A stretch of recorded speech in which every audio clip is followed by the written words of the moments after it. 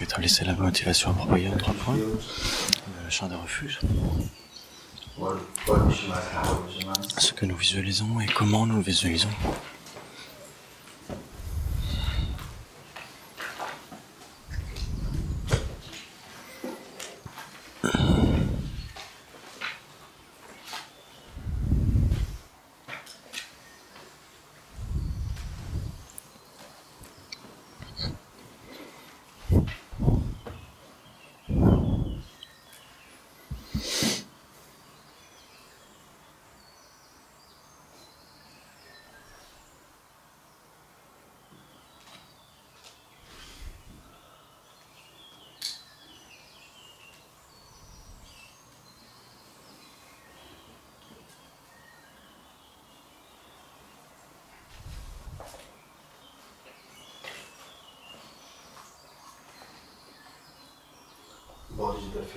Le champ de Bodhicitta, ce qu'on visualise et comment on le visualise.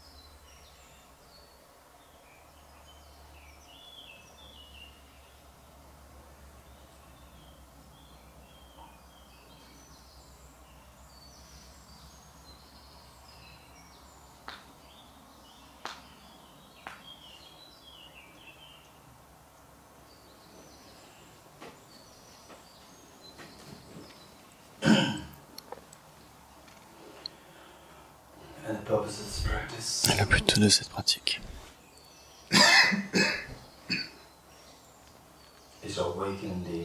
c'est de réveiller, d'éveiller cette nature de Bouddha au sein de nous, la graine de la perfection, l'absence de peur parfaite et le bonheur infini. Donc pourquoi est-ce que cela n'a pas été manifeste jusqu'à maintenant? C'est que de la même façon que l'or est mêlé au minerai, on ne peut le voir briller. De la même façon, la nature de Bouddha recouverte par les souillures mentales, grossières et subtiles. Les grossières, c'est le voile afflictif, donc qui nous empêche d'obtenir l'absence totale de peur, qu'on appelle le nirvana.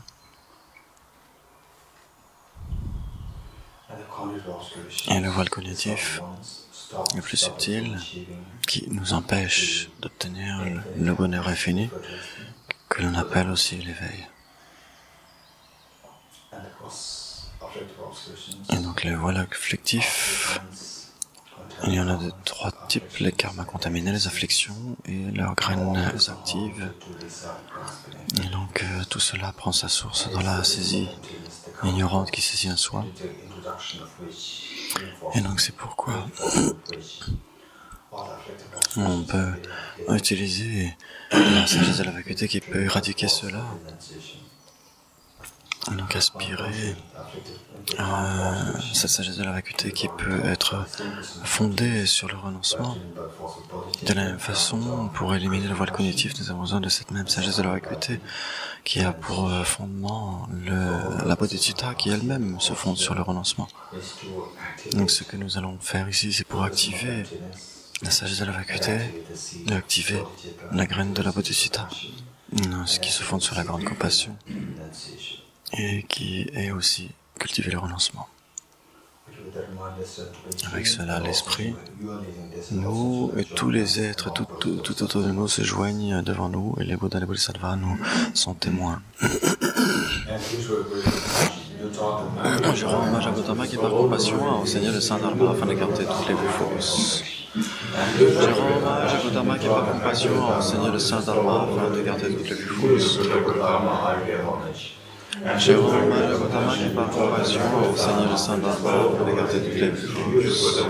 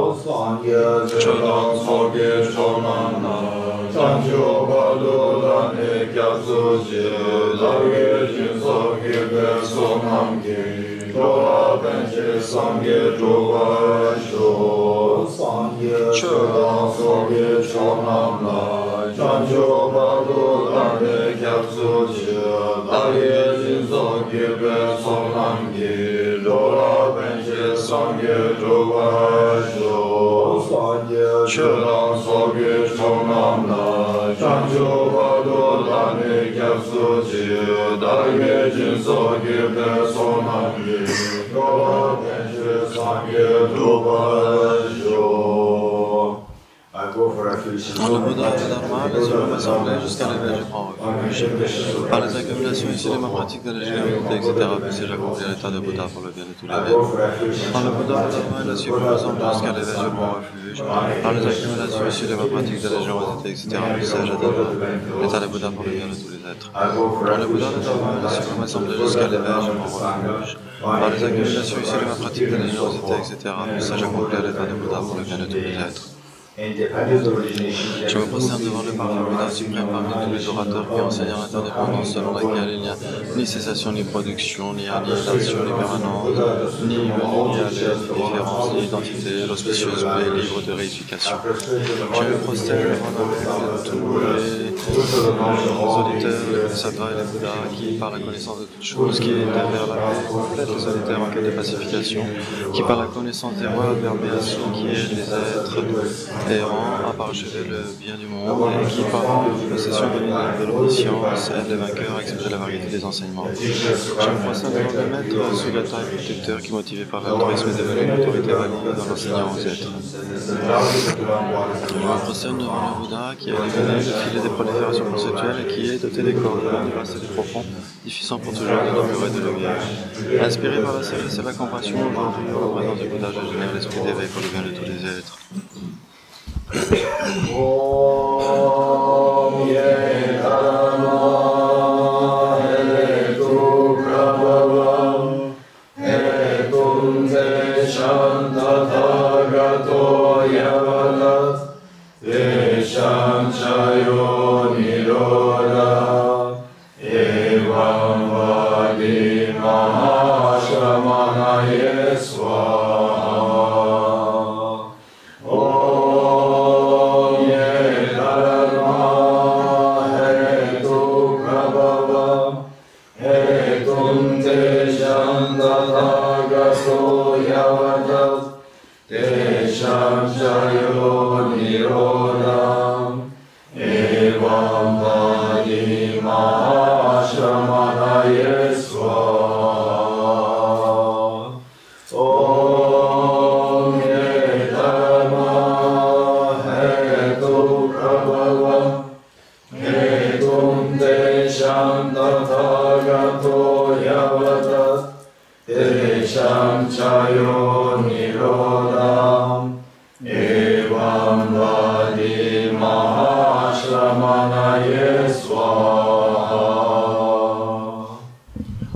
Tous ces phénomènes qui adviennent de cause, le Bouddha en a énoncé les causes, que leur cessation ainsi par le grand profond, et libre d'élaboration claire de bien composée, tel est le Dharma semblable au nectar que j'ai découvert.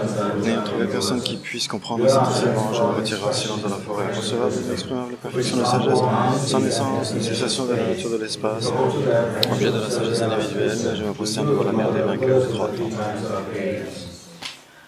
Tous les composés sont impermanents, tous les contaminés sont de la nature de la souffrance, tout est de la nature de la vacuité du non-soi, le nirvana et la paix. Le Guru, le Bouddha, le Guru, le Dharma, le Guru et la Sangha, le Guru est la source de tout ce qui est noble, je prends refuge en le Guru. Par le son, le vibrant, le tambour, le Dharma, vous libérez tous les êtres de la souffrance. Je vous prie de bien vous libérer les enseignements jusqu'à la fin des nombrables. Le Bouddha ne leur parle des négativités des êtres, pas plus qu'il note leur souffrance de ses mains ou qu'il ne leur transfère ses réalisations spirituelles, c'est parce qu'il leur enseigne la vérité de la cité que les êtres sont libérés. Les mains jointes, je supplie le Bouddha de tous les horizons d'allumer la lampe du Dharma pour tous qui sont égarés dans l'obscurité de la souffrance.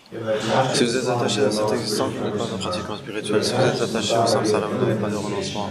Si vous êtes attaché à votre propre but, vous n'avez pas l'esprit d'éveil. Si la saisie à Dieu, vous n'avez pas la vie. Page 14.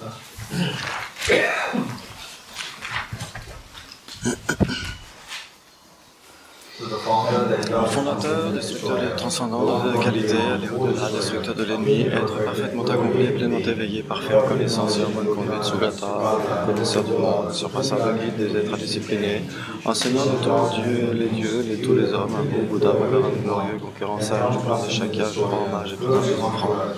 En vous je prends un refuge. Ô ciel parmi les hommes, à votre naissance, vous avez fait 7 pas sur cette grande terre et annoncé je suis suprême en ce monde. À vous, sage, en ce temps-là, je rends hommage. Corps parfaitement forme éminemment noble, océan de sagesse, vous êtes pareil à une montagne d'or, et votre renommée illumine les 3 mondes. À vous, sauveur des suprêmes, je rends hommage. Vous êtes orné des marques excellentes, votre visage est semblable à une vue immaculée, votre teint pareil à l'or, je vous rends hommage. Pur comme vous, les 3 mondes ne le sont pas. À vous, la sagesse est incomparable, je rends hommage. Sauveur de la compassion, fondateur qui connaît toutes choses, chant de mérite aux qualités aussi vastes que l'océan. À vous ainsi, allez, je rends hommage. Par la pureté brièvre de l'attachement, par la vertu, libère les renaissances infortunées, unique chemin, réalité pure et suprême, Dharma qui apaise, je rends hommage. Vous êtes libéré et montrez la voie qui mène à l'opération, vous observez à cœur les préceptes de l'éthique, champ de réalisation à vous, Assemblée suprême, la vertu, je rends hommage. Page 15b. Ne commettre aucune action nuisible, accomplir une infinité d'actes vertueux, discipliner complètement son esprit tel l'enseignement du Bouddha. Comme un étoile, une aberration visuelle, une femme vacillante, une illusion, une goutte de rosée ridule, un rêve, un éclair ou un nuage, considérez ainsi tous les phénomènes composés. Par ses mérites, puissent ces êtres, les êtres atteindre l'état d'omniscience et vaincre l'ennemi et les défauts, puissent-ils se libérer de l'océan de l'existence cyclique, agités par les vagues tumultueuses de la vieillesse, de la maladie, de la mort.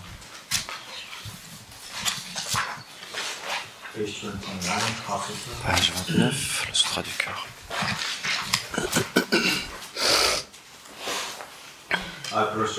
Hommage à l'arrière triple joyeux. Voici ce que j'ai entendu de la grâce se trouvant dans la matière sur le pied de retour entouré d'une grande congrégation de moi, je prends l'assemblée de Bodhisattvas. À ce moment, le Bhagavan était observé la concentration sur les catégories de phénomènes appelés profonde perception. Au même temps, le Bodhisattva Mahasava et Avalokiteshvara contemplent pratiquement la profonde perfection de sagesse et il vit que les 5 ingrédients dans lesquels ont été des natures propres. Qui par le pouvoir de Bouddha, s'adressant à ces termes, Bodhisattva Mahasava et Avalokiteshvara, les fils de l'homme désirent de pratiquer la profonde perfection de sagesse. Comment doivent-ils s'y prendre? Le Bodhisattva Mahasava et Avalokiteshvara répondit alors au vénérable Shalabhatiputra. Shariputra, les fils ou les filles de la lignée qui désirent pratiquer la profonde perfection de sagesse doivent la considérer de la manière suivante. Ils doivent contempler correctement et à maintes reprises le fait que les 5 agrégats eux aussi sont de nature propre. La forme est la vacuité est la forme n'est pas autre que la forme et la forme n'est pas autre que la vacuité. De même, la sensation, l'identification, les facteurs composés et la conscience sont-ils vides? Shariputra, si tous les phénomènes sont-ils vides? Ils sont sans caractéristiques, ils ne naissent, ni ne cessent, ni ne sont souillés, ni non souillés, ni déficients, ni parfaits. En conséquence, Shariputra, dans la vacuité, il n'y a ni forme, ni sensation, ni identification, ni facteurs composés, ni conscience, ni œil, ni oreille, ni nez, ni langue, ni corps, ni mental, ni forme, ni son, ni odeur, ni saveur, ni objet de toucher, ni phénomène mental. De l'élément et ainsi de suite, jusqu'à l'élément mental, l'élément de la conscience mentale, il n'y a pas d'élément. Il n'y a ni ignorance, ni élimination de l'ignorance, et ainsi de suite, jusqu'à vieillissement et mort, ni élimination du vieillissement et de la mort. Et à l'infini de la souffrance, l'origine de la souffrance, cessation d'ivoire. Il n'y a ni sagesse transcendante, ni non-tension, ni non-obtention. Chez les Bhutans, c'est puisqu'il n'y a pas d'obtention, les Bodhisattvas se font-ils sur la perfection de sagesse et ils demeurent en elles, l'esprit sans voix et sans peur. Et comme ils sont pas sévères au-delà de toute erreur, ils parviennent arriver au stade final du Nirvana. C'est dans sa c'est la perfection de la sagesse que tous les Bouddhas des 3 temps aussi manifestent l'insurpassable éveil parfaitement accompli. Aussi le mantra de la perfection de la sagesse, le mantra de la concupiscence, le mantra auquel rien n'est supérieur, le mantra égal à l'inégalable, le mantra qui apaise à jamais toute souffrance doit être reconnu comme véridique, car elle ne trompe pas, c'est le mantra de la perfection de la sagesse.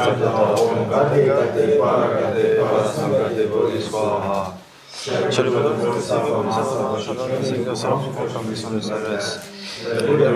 Sentir sa concentration, elle voit le passage dans Mars par ailleurs le Vishwara en disant excellent, excellent, pieds et la lignée, on est assis, on est bien assis. C'est exactement comme tu viens de l'exposer qu'il convient de pratiquer la profonde perfection de sagesse et les Tathagatas de nous se réjouissent. Lorsque le bonhomme lui dit le vénérable Shahad, de Sarama, Sattva, le Vishwara, l'entourage concluant, ainsi que le monde des dieux, des hommes, des Asuras et des Gandharvas fut rempli de joie et de les paroles des Bhagavata.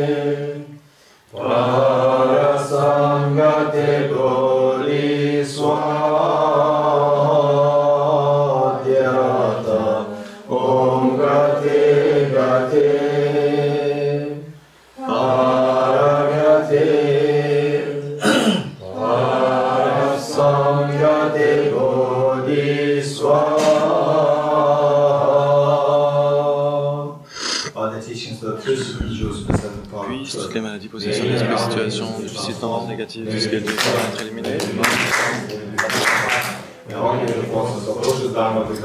Juste avec les 84 000 obstacles possibles, puisse nous montrer séparer des problèmes, des situations adverses au Dharma, puisse tous les plaisirs être en accord avec le Dharma, puisse tous les parfaits, tout ce qui est de bon augure, régner ici et maintenant. Régner ici et maintenant.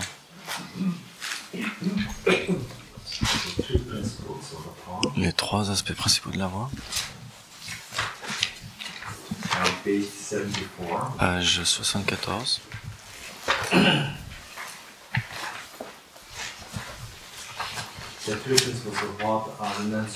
Donc c'est le renoncement, bodhicitta et la sagesse de la vacuité.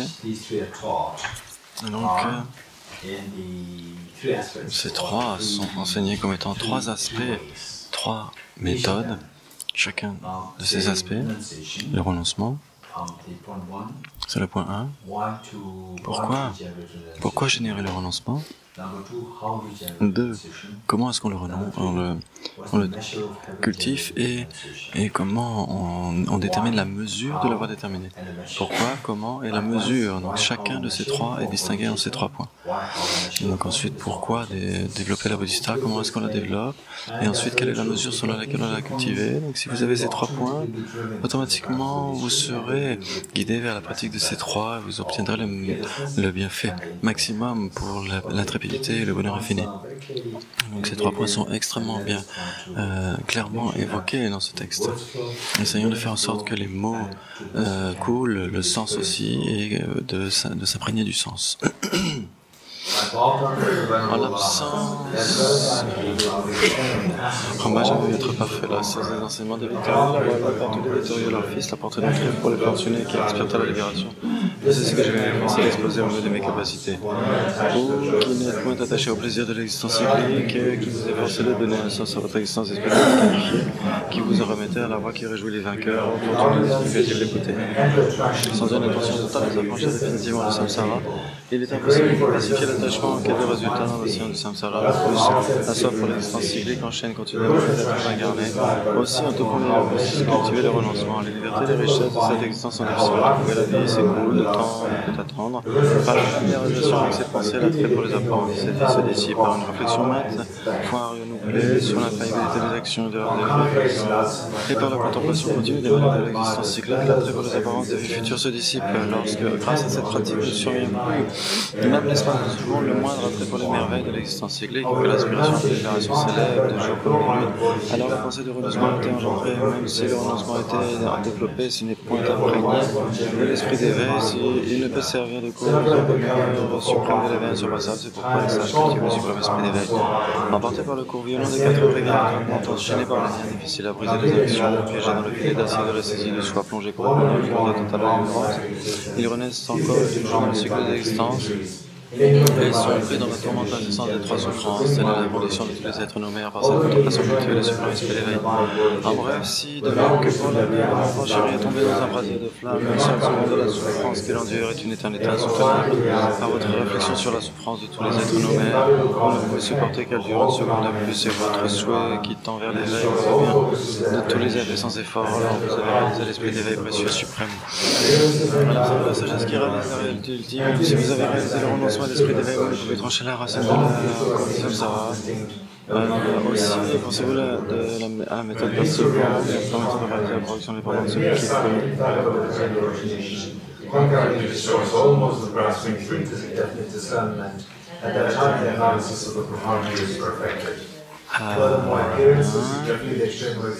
Quand ces deux réalisations surviennent simultanément, en alternance et que la simple vision de la réalisation de l'indépendance comme tout à fait faillible, là, une ferme certitude qui détruit complètement la façon. Dernière strophe. Ainsi, lorsque vous réalisez tels qu'ils sont les points essentiels, les trois principaux aspects de la voie, retirez-vous dans la solitude, développez la force de l'effort et accomplissez rapidement votre aspiration profonde, mes enfants.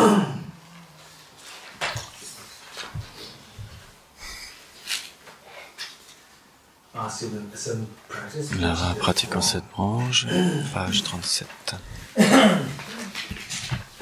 34, pardon.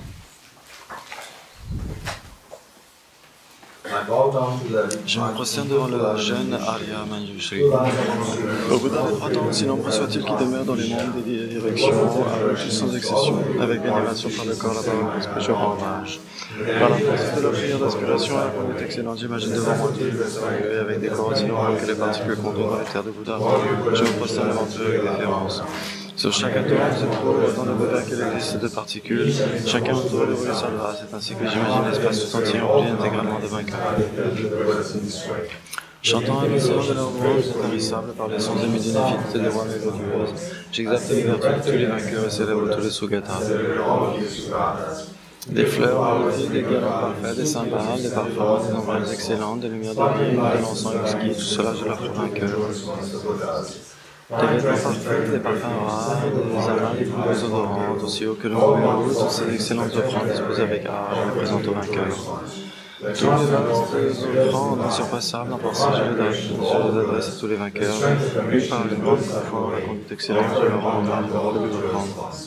Sous le plus d'attachement de l'aversion de l'ignorance, physiquement verbale, même que mentalement, j'ai accompli des actes négatifs, je les confesse tous à des mérites des vainqueurs, des directions, de leur vie spirituelle, des réalisateurs solitaires et des auditeurs, sur le chemin de l'apprentissage et au-delà, des de tous les êtres, quels qu'ils soient. De tout cela, je me réjouis. Lumière sur les mondes, de la direction, vous avez atteint l'éveil en obtenant la connaissance sans obstacle. Oh, vous tous protecteurs, je vous en supplie, tournez la route du Dharma surpassable. Oh, qui envisagez de montrer le passage par la Nirvana, pour le bien et le bonheur de tous les êtres d'air qui viennent de tous les terres de Bouddha, les mages par les prosternations, les offrandes, la confession, par la réjouissance, la requête et la prière, j'accumule des vertus. Si faible soit-elle, je les vis toutes à l'obtention de l'éveil parfait.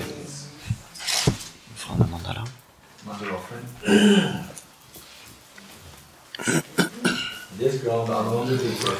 Cette terre moindre de parfums, jonchée de fleurs, ornée des monts des quatre continents, du soleil, de la lune, je la visualise comme un chant de Bouddha, je l'offre. Puissent tous les êtres jours de cette terre pure.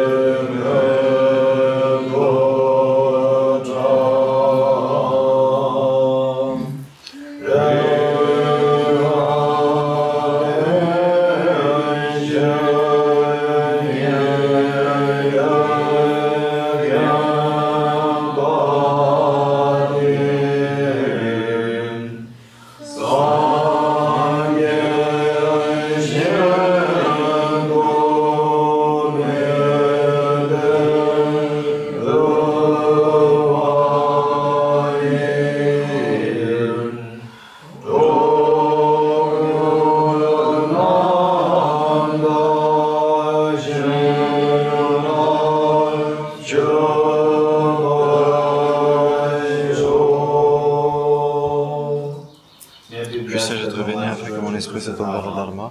Puissais-je être béni afin que ma pratique du Dharma soit sur la voie correcte. Puissais-je être béni afin que la voie soit libre de défauts. Puissais-je être béni afin que les défauts soient vus à la lumière de la sagesse supérieure. Tandis que je deviens frustré par l'ignorance qui saisit une existence véritable, veuillez s'il vous plaît me bénir afin que je génère un renoncement authentique en voyant tous les aspects du samsara vicieusement repoussant. Veuillez s'il vous plaît me bénir afin que mon continu mental déborde de précieuses voluptés qui consiste à chérir autrui plus que soi-même. Veuillez s'il vous plaît me bénir afin que je possède une expérience immaculée de la sagesse de la faculté qui leur a même un atome de réalité intrinsèque et qui, au fondement, la compréhension que les choses adviennent en dépendance par le simple fait d'être conditionné. Veuillez s'il vous plaît me bénir afin que mon continu mental déborde de la précieuse sagesse de félicité vacuité longue.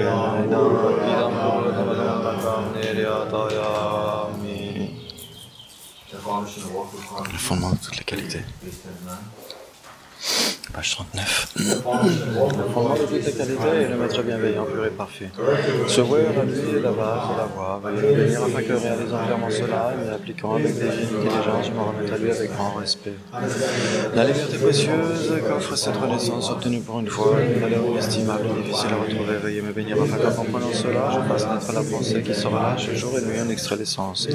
Cette vie est aussi impermanente qu'une bulle d'eau, puisque je me souvenir qu'elle décline rapidement et que très vite survient la mort.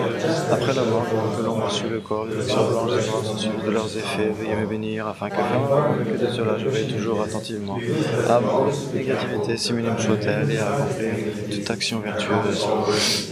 La poursuite des plaisirs samsariques est la pente de toute souffrance, source d'insatisfaction. Ces plaisirs ne sont pas fiables. Veuillez me bénir afin que, un peu conscient de ces désavantages, j'aspire intensivement à la félicité de la libération. Suscité par cette pensée honnête, cette attention, la vigilance et l'esprit consciencieux, veuillez me bénir afin que je prenne à cœur l'observance des plateaux mokshara, ainsi des enseignements. Tout comme je suis moi-même tombé dans l'océan du samsara, où tous les êtres nommés y sont aussi tombés, veuillez me bénir afin que j'en prenne conscience, m'exerce au suprême esprit, prenne la responsabilité de libérer ces êtres transmis.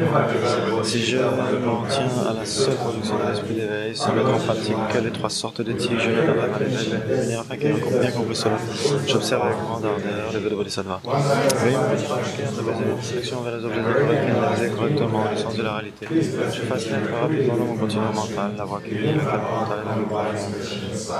Veuillez me bénir afin que de devenir réceptacle pur par la pratique de la voie commune, je franchisse l'excellent guet des êtres fortunés, le suprême véhicule de Vajra. Dès lors, la base d'accomplissement, les types de réalisation et l'observance pure des vœux et engagements sacrés. Veuillez me bénir afin que, fermement convaincu de cela, je protège même au prix de ma vie.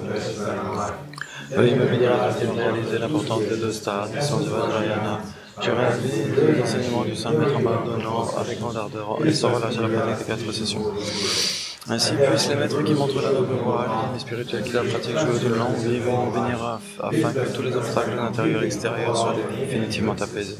Dans toutes mes existences, sans jamais être séparé des maîtres parfaits, je sais jouir de la splendeur du Dharma et parachevant la qualité des terres et des chemins puissent rapidement atteindre l'état de notre nirvana.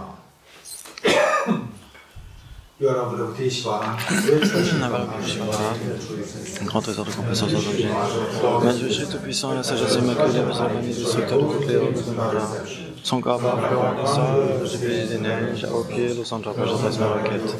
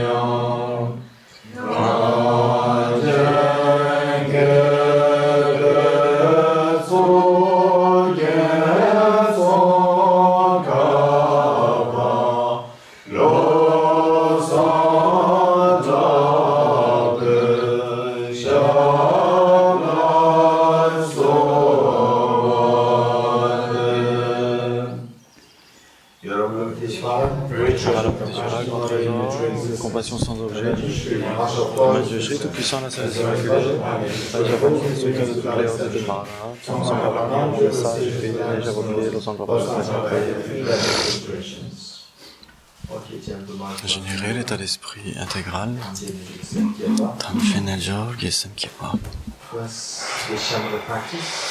D'abord, la pratique des shamatha pendant 5 minutes.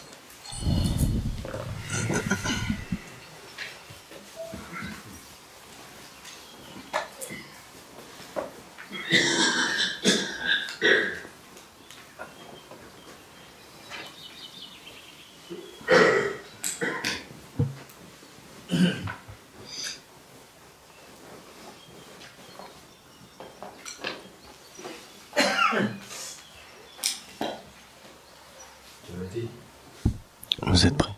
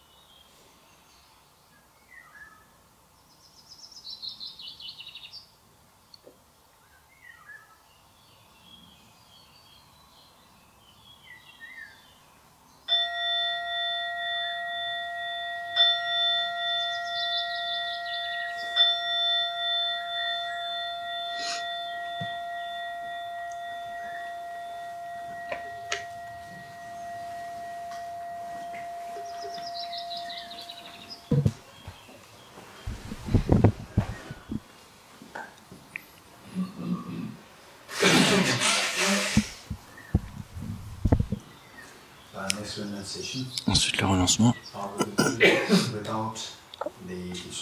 sans les instructions, je vais juste énumérer chacun des 4 sceaux, et puis nous allons méditer sur cette base.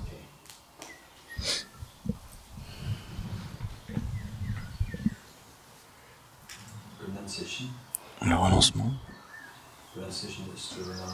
c'est renoncer aux souffrances. Les souffrances sont de 2 types. De trois types, la souffrance de la souffrance, la souffrance du changement et la souffrance inhérente au conditionné. Et donc c'est renoncer à ces 3. Et pour cela, nous devons renoncer aux causes de ces souffrances. Et le Bouddha Shakyamuni a enseigné, a donné l'enseignement des 4 sceaux pour renoncer à ces 3. Donc, le premier, c'est tous les composés sont impermanents.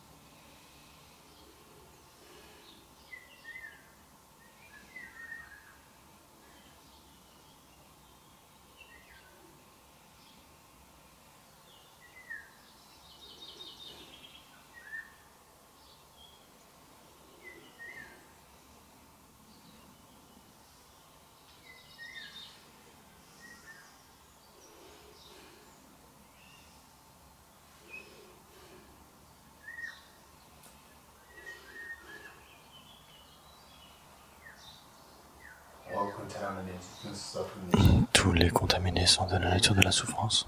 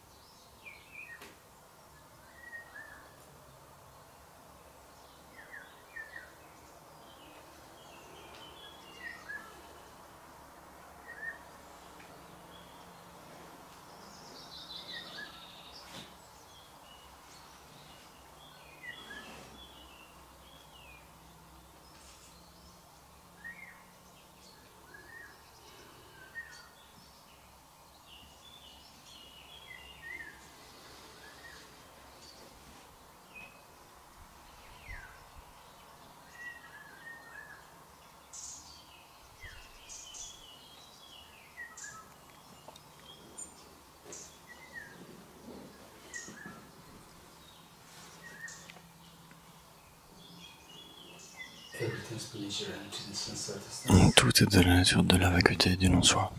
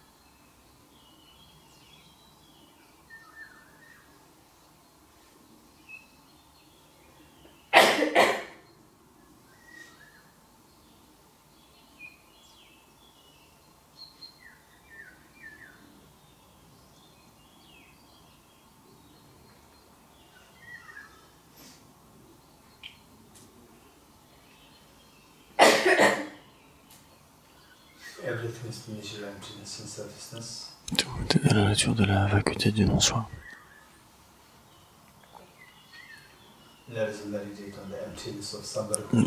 Nous allons méditer sur la vacuité de quelqu'un que vous aimez tellement, votre mère, votre père, votre mari, votre femme, votre enfant, vos enfants. Quelqu'un que vous aimez tellement, de manière authentique, quelqu'un que vous aimez de manière vraiment authentique.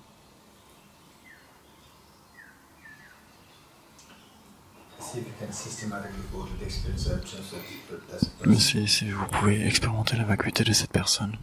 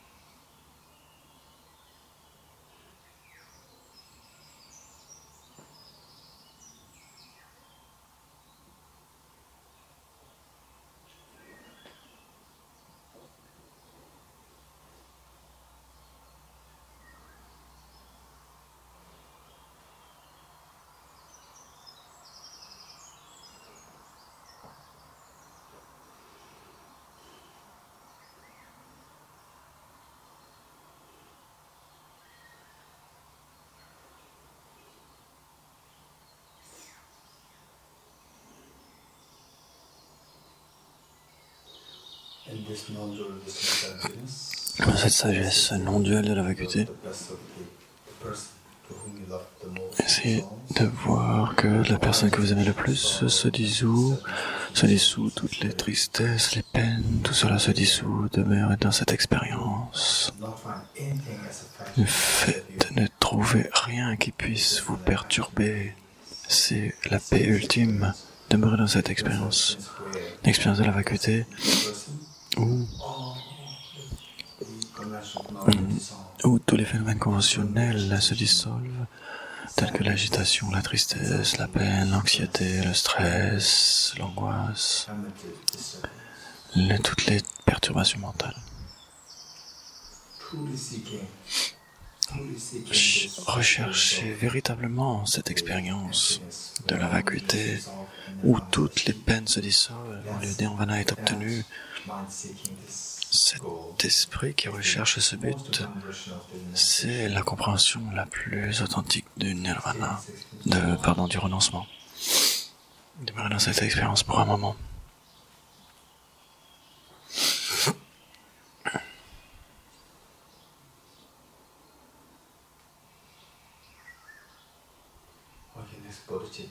Ensuite, la bodhicitta. Avant de passer à la bodhicitta, on va simplement prendre quelques secondes de repos.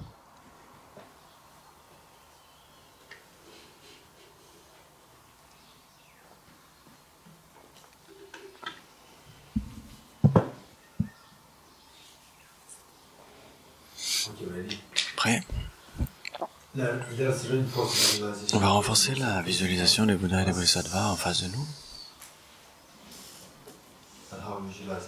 Comment est-ce qu'on les visualise? Ce que l'on visualise et comment on le visualise.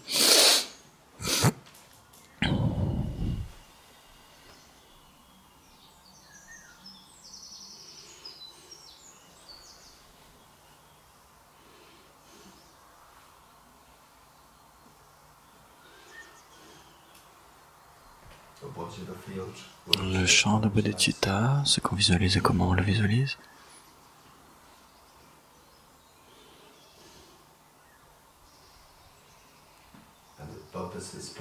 Et le but de cette pratique, c'est pour éradiquer l'égocentrisme.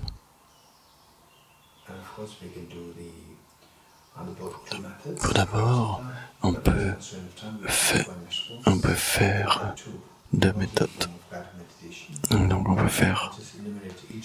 va énumérer simplement les 4 incommensurables, et notre boulot c'est de réfléchir sur le sens et donc des différents points, comme ce serait bien si tous les êtres puissent, je prends la responsabilité que tous les êtres et tous les Bouddhas et les Bodhisattvas. Et donc on va des rayons de nectar, de lumière. Et ensuite, vous, comme vous êtes soulagé cette joie immense, vous expirez des soupirs. Et donc ensuite, quand on passe à l'autre incommensurable, ne vous précipitez pas, simplement terminez ce que vous étiez en train de faire et progressivement passez à l'autre incommensurable, etc.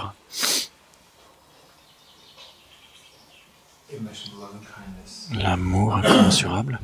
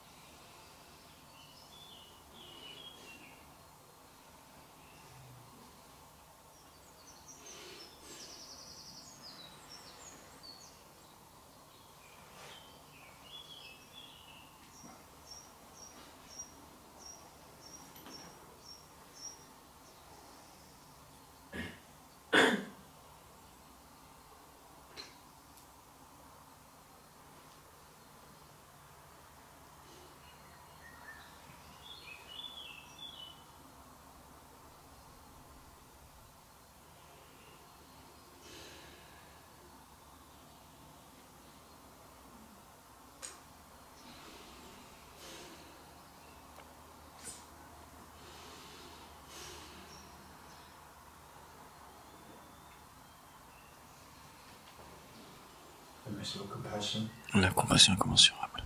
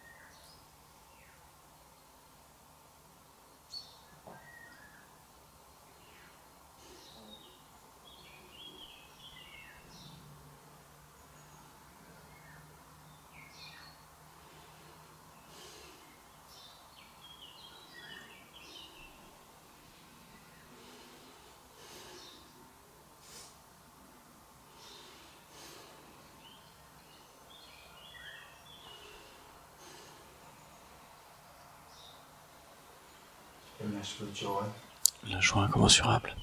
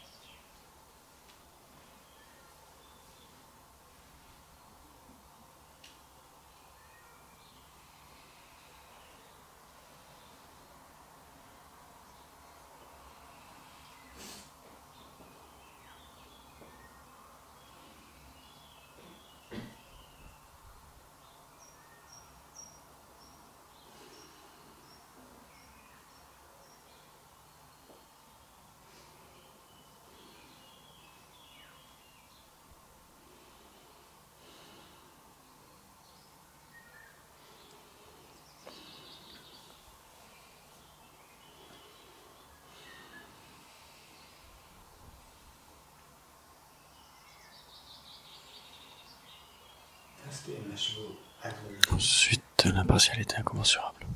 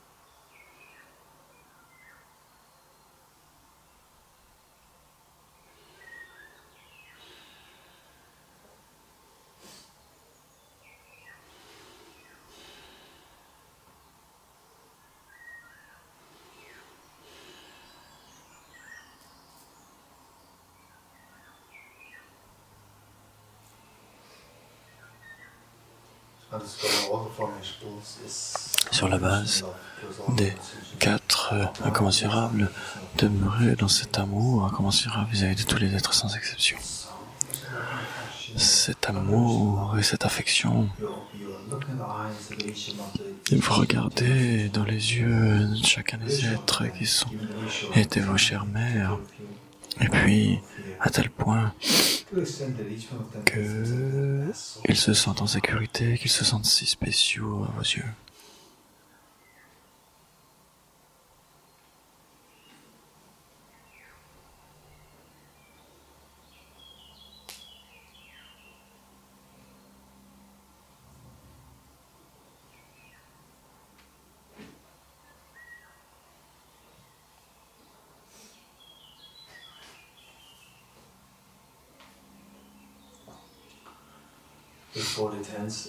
Les mains jointes, vous pouvez faire cet engagement de Bodhisattva du fond du cœur. Puisse-je devenir un Bouddha pour le bien de tous les êtres qui sont mes chères mères. Puisse-je atteindre l'état de Bouddha pour le bien de tous les êtres, mes chères mères. Puisse-je atteindre l'état de Bouddha pour le bien de tous les êtres, mes chères mères. Demeurez dans cet état d'esprit de Bodhisattva magnifique.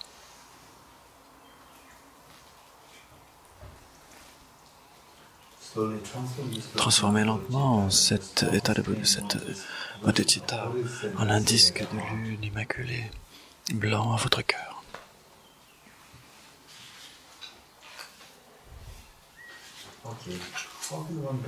Et donc, comment est-ce que je peux devenir un Bouddha? L'éveil, c'est l'état de perfection qui est... Nous avons la nature de Bouddha en chacun de nous, mais elle n'est pas manifeste. Elle est recouverte par toutes les souillures, de la même façon que l'or ne peut pas briller à cause de la gangue, à cause des souillures. Donc la façon de se débarrasser de toutes ces souillures, c'est d'employer l'état, la sagesse la plus puissante qui puisse être, la sagesse de la vacuité. Et donc nous allons à nouveau essayer de méditer sur la vacuité de la personne que vous aimez le plus. Qu'est-ce que je vois? Je vois une personne vers laquelle qui est si chère à mon cœur. Comment cette personne vous apparaît-elle de manière extrêmement réelle ou comme si c'était une projection de votre esprit? Bien sûr qu'elle apparaît de manière extrêmement réelle. C'est la saisie c'est l'ignorance qui saisit en soi cette apparence réelle. Vous soumettez cette personne qui vous apparaît comme étant de manière objective à l'analyse ultime. Et donc, si elle existait de manière objective, je devrais l'apercevoir à l'issue d'une analyse ultime. De la même façon qu'un mirage, si elle était de l'eau, je devrais percevoir cette eau au fur et à mesure que je m'approche du mirage. Donc, rapprochez-vous de cette personne, de cet objet, et vous allez voir qu'il n'y a rien d'autre que les 6 éléments. L'élémentaire, les parties solides de la personne, la peau, les tissus, le cartilage, les os, le cœur, les poumons, etc. Aucun de ces éléments n'est la personne. L'eau, le sang qui parcourt le corps, non plus n'est pas la personne. Le feu, la température du corps, n'est pas non plus la personne. L'air que la personne inspire, expire, dans les poumons, etc., n'est pas la personne non plus. L'élément espace non plus.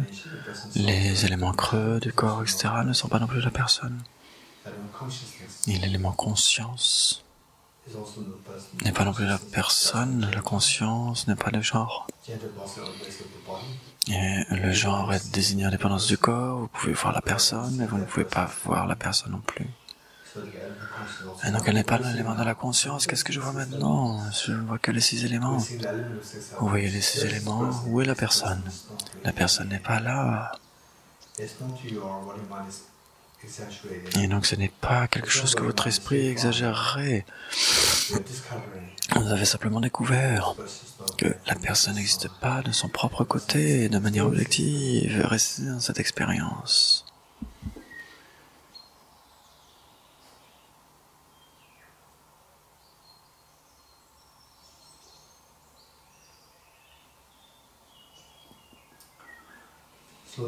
Transformez lentement cet état d'esprit intrépide de la faculté en un Vajra blanc immaculé qui demeure vertical sur le disque de lune de votre cœur.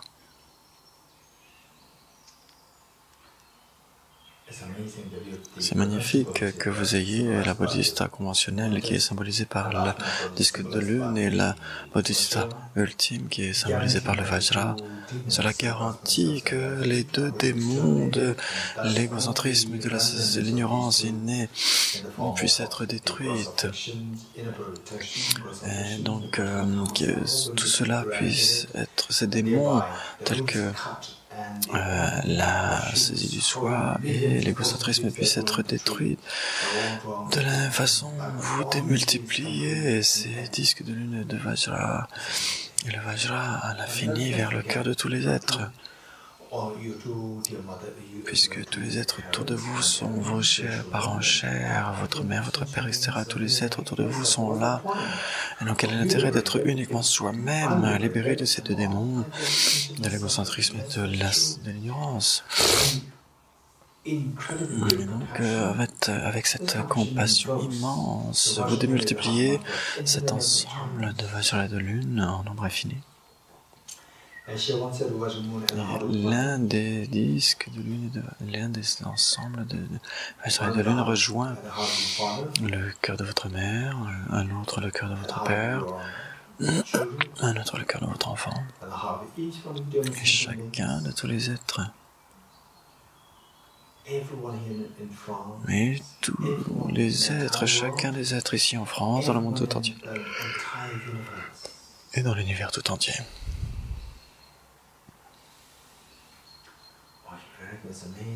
C'est incroyable. N'oubliez pas que tous les Bodhisattvas sont témoins. Invitez-les à être témoins de la cérémonie de la prise de feu de Bodhisattva et pour leur faire la requête d'être témoins de cela. Et vous ainsi que tous les êtres en nombre infini vous rejoignent pour faire 3 prosternations.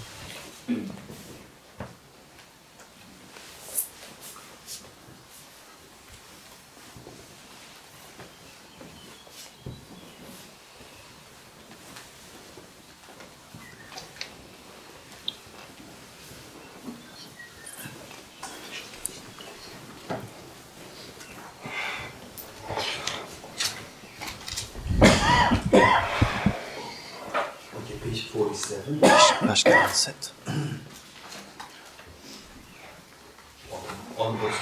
Tous les Bouddhas et les Bodhisattvas, renforcez votre visualisation des Bouddhas et des Bodhisattvas devant vous.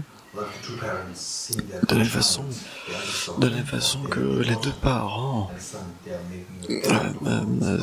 savent que leur enfant va participer à une représentation pour la première fois. Et ils sont tellement heureux, ils ont mis tout de côté pour venir soutenir leur enfant, pour participer, pour être là dans le public. De la même façon, tous les Bouddhas et les Bodhisattvas, et donc tout ce que nous avons fait ces derniers jours, sont tellement heureux de voir tout ce que nous avons fait. Ils sont tellement heureux, tellement fiers de ce que nous avons fait, et vous encouragez, vous êtes encouragés par vos deux parents de la même façon. Vous êtes les parents qui encouragent tous vos enfants, tous les êtres autour de vous. Et puis, vous débarrassez de la souffrance. Et donc, du fond du cœur, réciter la première strophe. Je prends refuge dans les trois joyaux, je confesse toutes mes négativités individuellement, je me réjouis de toutes les vertus de tous les êtres et je maintiens le précieux esprit d'éveil en mon cœur. Je prends refuge dans les trois joyaux, je confesse toutes mes négativités individuellement, je me réjouis des vertus de tous les êtres, je maintiens le précieux esprit d'éveil en mon cœur. Je prends refuge dans les trois joyaux, je confesse toutes mes négativités individuellement, je me réjouis des vertus de tous les êtres, je maintiens le précieux esprit d'éveil en mon cœur. Je prends refuge dans les trois joyaux, je confesse toutes mes négativités individuellement, je me réjouis de toutes les vertus de tous les êtres et je maintiens le précieux esprit d'éveil en mon cœur. Ensuite, la strophe qui suit est si importante. Les Bouddhas et les Bodhisattvas sont tellement excités, tellement heureux de nous voir. Et de voir que vous preniez ces vœux de bodhisattva d'aspiration, que vous vous engagiez à faire cela, et donc tous les êtres se joignent à vous. Guru Bouddha et Bodhisattva, s'il vous plaît, me prêter attention, de même que les Bouddhas du passé ont généré l'attitude de Bodhicitta, de même qu'ils maintenaient avec succès les conduites de Bodhisattva. Je vais moi aussi générer l'attitude de Bodhicitta pour le bien de tous les êtres et m'engagerai avec succès dans les pratiques de Bodhisattva. Guru Bouddha et Bodhisattva, s'il vous plaît, me prêter attention, de même que les Bouddhas de passé ont généré l'attitude de Bodhicitta, et de même qu'ils maintenaient avec succès la conduite de Bodhisattva, je vais moi aussi générer l'attitude de Bodhicitta pour le bien de tous les êtres, et m'engagerai avec succès dans les pratiques de Bodhisattva. Guru Bouddha et Bodhisattva, s'il vous plaît, me prêter attention, de même que les Bouddhas du passé ont généré l'attitude de Bodhicitta, et de même qu'ils maintenaient avec succès la conduite de Bodhisattva, je vais moi aussi générer l'attitude de Bodhicitta pour le bien de tous les êtres et m'engagerai avec succès dans les pratiques de Bodhisattva.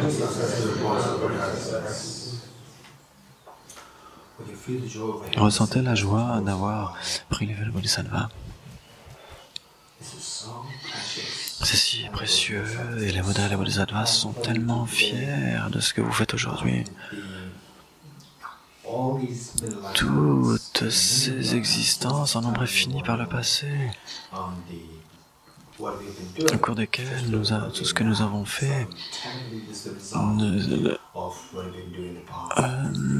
tout ce que nous avons fait par le passé, et il y a une telle différence par rapport à ce que nous faisons maintenant. En prenant les vœux de Bodhisattva d'aspiration pour la première fois, après toutes ces existences, les Bodhisattvas ont essayé de nous bénir, ont essayé de nous aider, de nous inspirer de toutes les façons qui soient par le passé. Et aujourd'hui, enfin, ils sont tellement heureux que nous ayons enfin pris l'engagement de prendre ces vœux de Bodhisattva. Ils ne peuvent pas en croire, leurs yeux, leurs oreilles extérieures sont seuls si heureux. Ressentez la joie qu'ils peuvent ressentir. Donc cette joie est manifestée par cette démultiplication de tous les ensembles de Vajra et de lune à leur cœur qui se démultiplient à l'infini. Un ensemble de Vajra et de lune, comme une pluie diluvienne vient rejoindre votre cœur, devient non-duel, stabilise et bénit l'ensemble que vous avez à votre cœur. De la même façon, chacun des ensembles de Vajra, de lune, que tous les Bodhisattvas et les Bouddhas ont dans leur cœur se démultiplient à l'infini et ils viennent rejoindre le cœur, ceux qui se trouvent dans le cœur de votre mère, de votre père, et dans le cœur de vos enfants, et dans le cœur de tous les êtres tout autour. Les êtres ici, au centre Kala Chakra, les êtres humains, les animaux, les insectes, les esprits avides, les êtres des enfers, les devas, etc.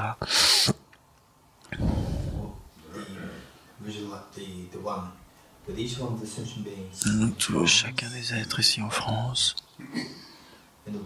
dans le monde, dans l'univers tout entier. Ils bénissent chacun de tous les êtres. C'est incroyable, c'est le cadeau le plus beau que nous puissions faire à tous les êtres. Et aujourd'hui, vous l'avez fait.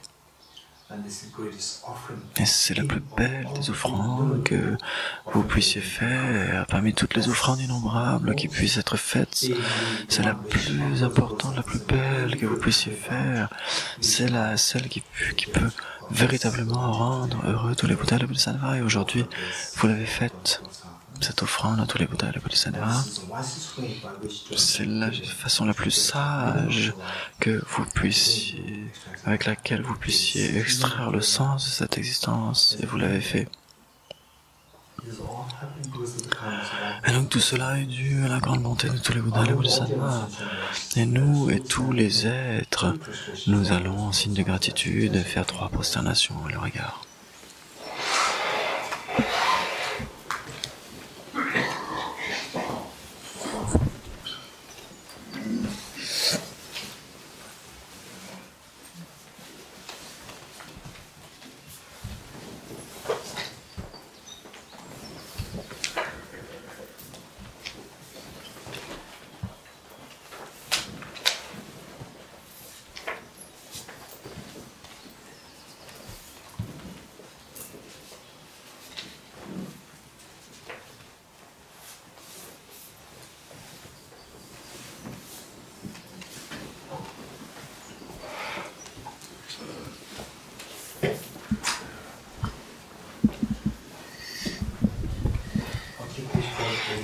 Page 48.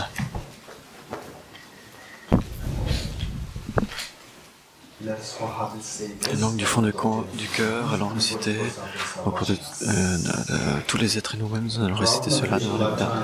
Au cours de toutes les vies à venir, puisse-je toujours être guidé par le Bouddha compatissant, puisse-je maintenir les 2 précieuses bodhicittas même au prix de ma vie. Au cours de toutes mes vies à venir, puisse-je toujours être guidé par le Bouddha compatissant, et puisse-je maintenir les 2 précieuses bodhicittas même au prix de ma vie. Au cours de toutes mes vies à venir, puisse-je toujours être guidé par le Bouddha compatissant, et puisse-je maintenir les 2 précieuses bodhicittas même au prix de ma vie. Voici donc comment les sages, ayant saisi fermement cet esprit pour le développer plus encore, doivent glorifier l'esprit du veille. À présent, ma vie a fructifié, j'ai obtenu une précieuse existence humaine. Aujourd'hui, je suis né dans la famille des Bouddhas, je suis devenu un enfant des Bouddhas. À partir de maintenant, que je ne fasse rien qui ne soit dans mon corps ou ma famille, jamais je ne dois altérer cette noble et pure lignée. Comme un aveugle ayant trouvé un joyau dans un tas de poussière, de même est né en moi cet esprit d'éveil, un événement extrêmement rare. Il est le nectar suprême, triomphant de la mort, de la transmigration, il est le trésor inépuisable par la pauvreté des êtres. Il est la médecine suprême apaisant les maladies du monde, il est l'arbre habitant pour ceux errants fatigués sur le chemin de l'existence conditionnée. Il est le bon universel qui laisse tous les êtres s'échapper des royaumes inférieurs, il est la lumière croissante de l'esprit calmant, tourmente des perturbations. Il est le bon soleil qui met une ferme prise aux troubles de ce monde, il est le père essentiel quand le lait du dharma est baraté. Puisque pour ceux parcourant le chemin de l'existence, le transmigrateur, hôte désirant joie du bonheur, ceci est le moyen suprême menant la félicité parmi ces hôtes d'honneur seront complètement rassasiés. Aujourd'hui, en présence de tous les protecteurs, j'invite les êtres à la félicité ultime et en attendant le bonheur mondain, que Dieu, demi-Dieu, tous soient heureux.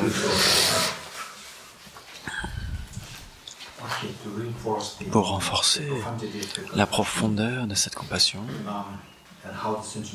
et comment tous les êtres souffrent à cause de l'ignorance qui saisit un soi, qui projette continuellement la réalité, et donc ils sont piégés dans cette réalité qu'ils prennent pour réelle.